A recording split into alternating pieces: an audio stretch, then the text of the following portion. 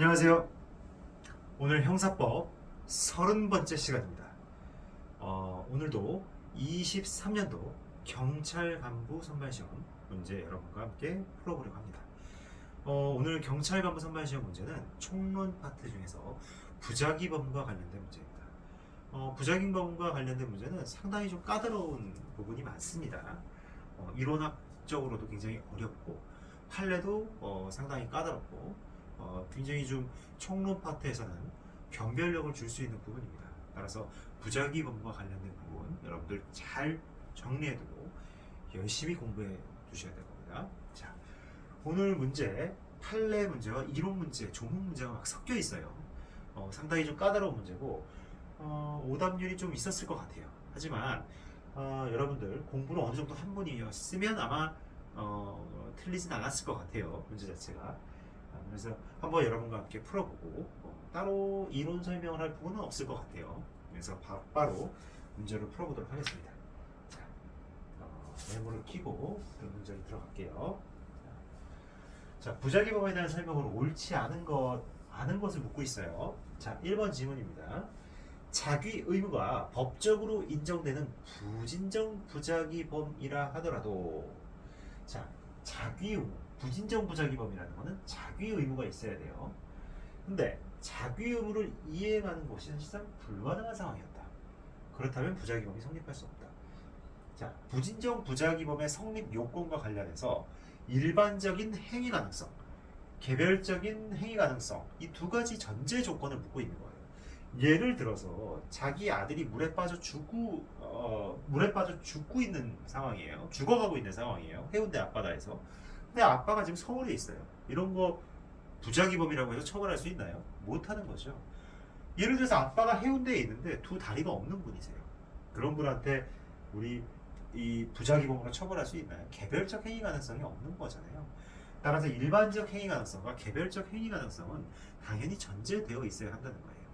따라서 이 지문은 그런 어떤 행위 가능성과 관련된 지문인 거죠. 따라서 이 지문 그대로 읽어보면 부작용이 성립할 수 없다. 이거는 맞는 얘기죠. 자, 두 번째 문제입니다. 두 번째 지문은 하나의 행위가 부작위범인 직무유기죄와 자기 법인 허위 공문서 작성죄 및 허위 작성 공문서 행사죄의 구성 요건을 동시에 충족할 경우에 재량이죠, 재량. 공속 제기권자는 자기 법인 허위 공문서 작성죄 및 허위 작성 공문서 행사죄로 공소를 제기하지 않고 부작위범인 직무유기죄로만 공소를 제기할 수 있다. 네, 자기범, 부작위범 중 하나를 선택할 수 있다. 맞습니다. 너무나 유명한 판례예요. 다음 세 번째입니다. 세 번째는 진정부작위범. 진정부작위범이라는 뭐죠? 조문 그 자체, 법조문 그 자체에서 부작위가 규정이 딱 되어 있는 거예요. 부작위에 의한 자기범 실현이 아니라 부작위에 의한 부작위범 실현이에요. 퇴거 불응죄 같은 경우죠. 퇴거 불응죄. 그죠? 너 빨리 나가. 근데 안 나가고 가만히 있는 거예요. 이럴 때 범죄가 되는 거죠. 이런 진정 부작위범, 이런 거 미수 성립이 가능한가요? 이론적으로는? 이론적으로는 미수가 불가능하죠. 미수가 성립한다는 것은 어떤 결과가 발생해야 된다는 얘기예요. 어떤 행위를 통해 결과가 발생하는데 그 결과가 불발생했을 때 우리가 미수범 이렇게 얘기를 하는데, 부진정 부작위범 같은 경우에는 결과가 발생하기 때문에 미수범이 성립할 수 있어요. 근데 진정 부작위범에서 미수범이 성립한다는 건 굉장히 상식적으로 좀 이해하기가 어려워요. 근데 우리 형법에는 진정 부작위범인 퇴거 불응죄에 미수범 처벌 규정이 있어요. 이걸 물어보고 있는 거예요.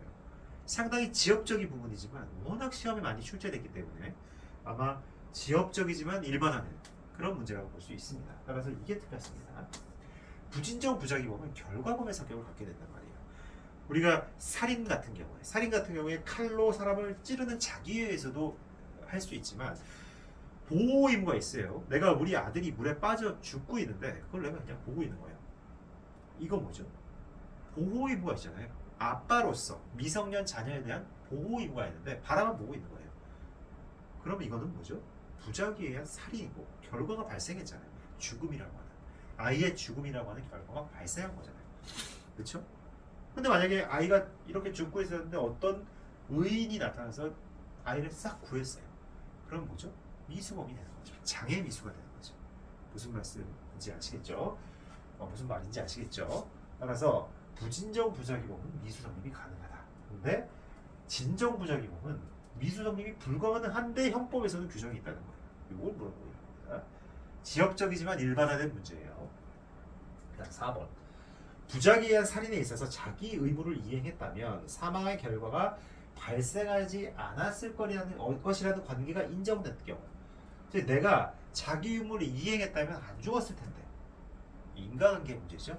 자, 따라서 부작위와 사망의 결과 사이에 인과관계가 인정된다는 거예요. 내가 자기 의무만 이행했으면 안 죽었을 텐데, 인과관계가 인정된다는 거예요. 이거 맞습니다. 그래서 답은 몇 번이죠? 3번입니다. 3번이고 한번 넘어가 볼게요. 자, 일반적 행위 가능성, 개별적 행위 가능성 묻고 있고, 자기범, 부자기범 어느 하나만 공소 제기해도 무방하다. 그 다음에 부자기와 관련해서 쭉 넘어가면 여기서 굉장히 긴 판례네요. 굉장히 긴 판례고, 이거 세월호 관련된 판례인데 쭉 다 실어놨어요. 그래서 한번 요거는 쭉 읽어보세요. 대단히 중요한 판례인데 이 지문하고 직접적인 연관성은 좀 없어 보여요. 그죠? 하지만 이 세월호와 관련된 판례는 부작위범에 대한 요건들을 하나하나 설치하고 있기 때문에 대단히 중요한 판례입니다. 그래서 여러분들이 반드시 하나씩 짚고 제 해설지를 보면서 하나씩 점검하고 넘어가시면 될 것 같습니다. 네, 오늘 여기까지 하도록 하겠습니다. 수고 많으셨습니다. 감사합니다.